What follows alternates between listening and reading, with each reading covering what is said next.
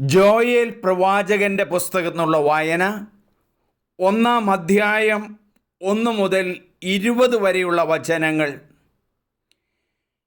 പെതുവേലിൻ്റെ മകൻ ജോയേലിന് കർത്താവിൽ നിന്ന് ലഭിച്ച അരുളപ്പാട്. വൃദ്ധരെ ശ്രവിക്കുവിൻ, ദേശവാസികളെ ചെവിക്കൊള്ളുവിൻ. നിങ്ങളുടെയോ നിങ്ങളുടെ പിതാക്കന്മാരുടെയോ കാലത്ത് ഇങ്ങനെയൊന്ന് സംഭവിച്ചിട്ടുണ്ടോ? ഇതേപ്പറ്റി നിങ്ങളുടെ മക്കളോട് പറയുവിൻ. അവർ തങ്ങളുടെ മക്കളോടും അവരുടെ മക്കൾ അടുത്ത തലമുറയോടും പറയട്ടെ. വീട്ടിൽ ശേഷിപ്പിച്ചിരുന്നത് വെട്ടുകിളി തിന്നു. വെട്ടുകിളി ശേഷിപ്പിച്ചത് പച്ചക്കുതിര തിന്നു. പച്ചക്കുതിര ശേഷിപ്പിച്ചത് കമ്പിളിപ്പുഴു തിന്നു. മദ്യപാന്മാരെ ഉണർന്നു വിലപിക്കുവിൻ, വീഞ്ഞു കുടിക്കുന്നവരെ നെടുവീർപ്പിടുവിൻ. മധുരിക്കുന്ന വീഞ്ഞ് നിങ്ങളുടെ അധരങ്ങളിൽ നിന്ന് തട്ടിമാറ്റിയിരിക്കുന്നു. അതിശക്തവും സംഗീതാതീതവുമായ ഒരു ജനത എൻ്റെ ദേശത്തിനെതിരെ വന്നിരിക്കുന്നു. അതിൻ്റെ പല്ല് സിംഹത്തിൻ്റേതുപോലെയും ദംഷ്ട്രങ്ങൾ സിംഹിയുടേതുപോലെയുമാണ്. അത് എൻ്റെ മുന്തിരിച്ചെടികളെ നശിപ്പിച്ചു, അത്തിവൃക്ഷങ്ങളെ ഒടിച്ചു തകർത്തു, അതിൻ്റെ തൊലി ഉരിഞ്ഞ ശാഖകൾ വെളുപ്പിച്ചു. തൻ്റെ യൗവനത്തിലെ ഭർത്താവിനെ ചൊല്ലി ചാക്കൊടുത്ത് വിലപിക്കുന്ന കന്യകയെപ്പോലെ പ്രലപിക്കുവിൻ. ധാന്യബലിയും പാനീയ ബലിയും കർത്താവിൻ്റെ ഭവനത്തിൽ നീക്കം ചെയ്യപ്പെട്ടിരിക്കുന്നു. കർത്താവിൻ്റെ ശുശ്രൂഷകരായ പുരോഹിതന്മാർ വിലപിക്കുന്നു. വയലുകൾ ശൂന്യമാക്കപ്പെട്ടിരിക്കുന്നു. ഭൂമി വിലപിക്കുന്നു. ധാന്യം നശിച്ചു, വീഞ്ഞ് ഇല്ലാതെയായി, എണ്ണ വറ്റിപ്പോയി.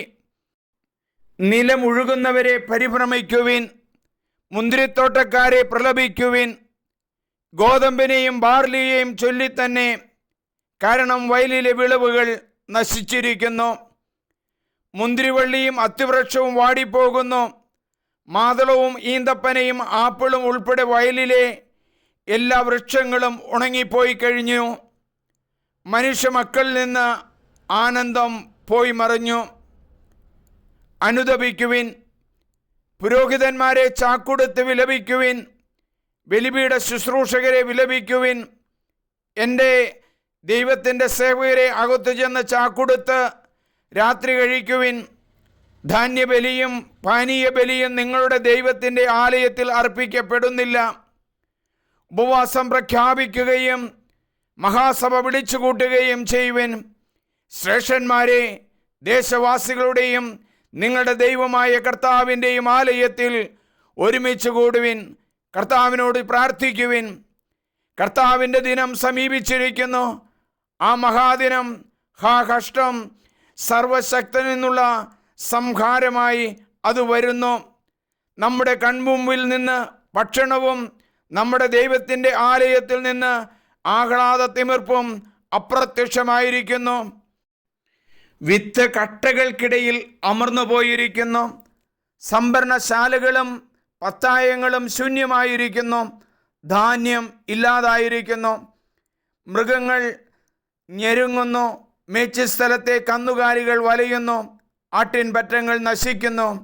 കർത്താവേ, ഞാൻ അങ്ങയോട് നിലവിളിക്കുന്നു. വിജന പ്രദേശങ്ങളിൽ പുൽപ്പുറങ്ങളിൽ അഗ്നി വിഴുങ്ങിയിരിക്കുന്നു. വയലിലെ മരങ്ങളെല്ലാം കത്തി നശിച്ചു. വനാന്തരങ്ങളിലെ അരുവികൾ വറ്റിപ്പോവുകയും പുൽപ്പുറങ്ങൾ അഗ്നിക്കിരയാവുകയും ചെയ്തതിനാൽ വന്യമൃഗങ്ങളും അവിടത്തെ നോക്കി കേഴുന്നു. ജോയേൽ എന്ന വാക്ക് ഹീബ്രുവിൽ പറയുന്നത് യോ-എൻ, യാഹുവേ ദൈവമാകുന്നു എന്ന് പറയുന്നതാണ്. ജോയേൽ പ്രവാചകൻ്റെ പ്രവചനങ്ങളെല്ലാം വളരെ വ്യത്യസ്തമായ രീതിയിലാണ്. പന്തക്കുസ്തായെക്കുറിച്ച് മുൻകൂട്ടി പ്രവചിച്ച പ്രവാചകനാണ് ഈ പ്രവാചകൻ. ജോയേൽ പ്രവാചകൻ്റെ 1-ാമത്തെ അധ്യായത്തിൽ ശക്തമായ ഒരു വരൾച്ചയെക്കുറിച്ച് മുൻകൂട്ടി പ്രവചിച്ച പ്രവാചകനാണ് ഇത്. അതുപോലെ ഏതോ രാജ്യങ്ങൾ ഇസ്രായേൽ ജനതയെ ആക്രമിക്കാൻ വരുന്നതിൻ്റെ സൂചനകളും ഇതിൽ കാണുവാൻ കഴിയും. നമുക്ക് പ്രാർത്ഥിക്കാം. ദൈവമേ, പല വ്യത്യസ്തതകൾ കൊണ്ട് ജോയേൽ പ്രവാചകൻ്റെ പ്രവചനങ്ങൾ വളരെ ഹൃദയസ്പർശിയാണല്ലോ. വൃദ്ധന്മാരെയാണല്ലോ പ്രവാചകൻ ആദ്യം ക്ഷണിക്കുന്നത്. ദേശവാസികളെ ചെവിക്കൊള്ളുവിൻ. ദൈവമേ, നാട്ടിലെ പഞ്ഞ സൂചിപ്പിക്കാനായിട്ട് പ്രവാചകൻ പറയുകയാണല്ലോ, വീട്ടിൽ ശേഷിച്ചിരുന്നത് വെട്ടുകിളി തിന്നു, വെട്ടുകിളി ശേഷിപ്പിച്ചത് പച്ചക്കുതിര തിന്നു, പച്ചക്കുതിര ശേഷിപ്പിച്ചത് കമ്പിളിപ്പുഴു തിന്നു. അഗ്നി കൊണ്ടുമെല്ലാം പൂർണ്ണമായി നശിച്ച ഒരവസ്ഥയാണല്ലോ. അതുകൊണ്ട് എല്ലാവരോടും ഉണർന്നെഴുന്നേൽക്കാനുള്ള ഒരു അരുളപ്പാടാണല്ലോ നൽകുന്നത്.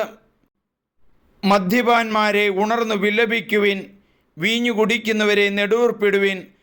മധുരിക്കുന്ന വീഞ്ഞ് നിങ്ങളുടെ അധുരങ്ങളിൽ നിന്ന് തട്ടി മാറ്റിയിരിക്കുന്നു. മദ്യപാനത്തിൻ്റെ ദുശീലങ്ങളിൽ നിന്നെല്ലാം മാറി കർത്താവിൻ്റെ പാതയിലേക്ക് തിരിഞ്ഞു വരുവാനായിട്ടുള്ള ആഹ്വാനം തരുന്നതിന് നന്ദി പറയുന്നു. ഞങ്ങളുടെ നാട്ടിൽ മദ്യത്തിൻ്റെ അടിമകളായി തീർന്ന എല്ലാ മക്കളെയും സമർപ്പിക്കുന്നു. സമാധാനവും ശാന്തിയും ഞങ്ങളുടെ ഭവനങ്ങളിൽ എന്നും നിലനിൽക്കട്ടെ. ജോയൽ പ്രവാചകനെ പോലെ യോയൻ യാഹുവേ ദൈവമാകുന്നു. യാഹുവേ, അങ്ങയെ ഞങ്ങൾ ഉൾക്കൊള്ളുന്നു, അങ്ങയെ ഞങ്ങൾ സ്വീകരിക്കുന്നു, ഞങ്ങളുടെ ഹൃദയനാഥനാക്കുന്നു. ഈ പ്രവചന പുസ്തകം വായിക്കുവാനും വചനം മറ്റുള്ളവർക്ക് പങ്കുവെച്ചു കൊടുക്കാനും ഞങ്ങളുടെ ഹൃദയങ്ങളെ ശക്തമാക്കണമേ. ദൈവമേ നന്ദി, ദൈവമേ ആരാധന.